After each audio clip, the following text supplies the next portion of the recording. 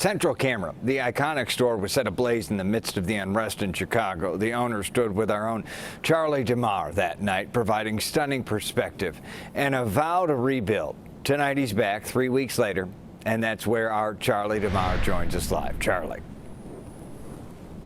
Brad, good evening. Yeah, about 3 weeks later, you can see Central Camera is all boarded up. Somehow the neon sign, that iconic neon sign that hangs above the store here on Wabash, is still standing. Over the years, Don and the Flesch family, they have helped countless families and customers, and they've gone about it pretty quietly, not asking for anything in return. So when Don needed help with rebuilding after the fire here, the people who love him and support him, well, they stepped up in a big way. Don, you are responsible for my craft and my joy. We love you. If you've ever wondered what true admiration and love looks like, Don, we love you. Check out the wood boards that now seal in the Loop's iconic Central Camera, covered in sentimental messages. Or just take a second to watch the dozen or so laughs and hellos owner Don Flesch shared today. Sure glad you stopped by. That's really nice. With customers and friends of the store. If there's anything we can do for you, Don.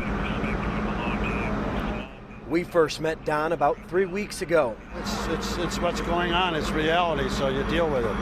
As he watched his business looted and burned during a night of unrest in Chicago. Grandpa's first camera that he ever sold.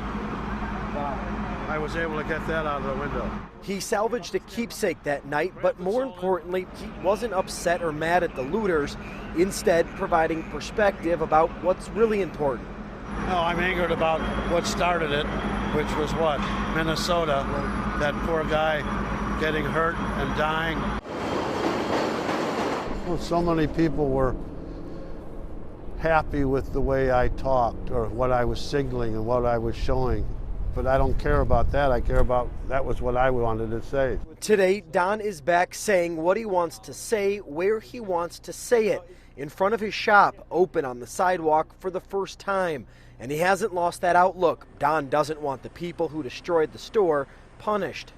I don't want the young people who got caught up in the throw to get destroyed lives.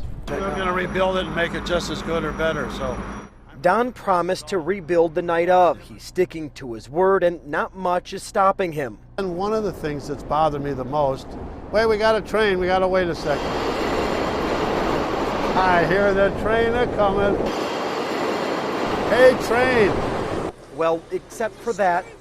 And I don't know why she flow this life, he'll have she'll die. And the occasional song break. Downtown, downtown. Da, da, da, da, da.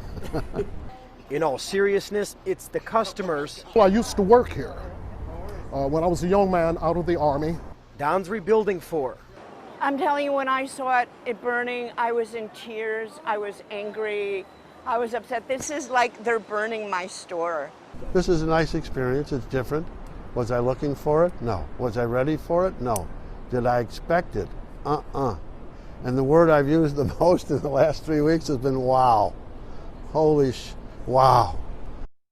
And one of those trains that Don pointed out so often this afternoon is going by now. And one of those oh wow moments that Don says he's had over the last 3 weeks is the nearly $205,000 that has been raised for him to help him rebuild. We are live tonight in the Loop. Charlie DeMar, CBS 2 News. That Don is one of a kind. Great story. Thank you, Charlie.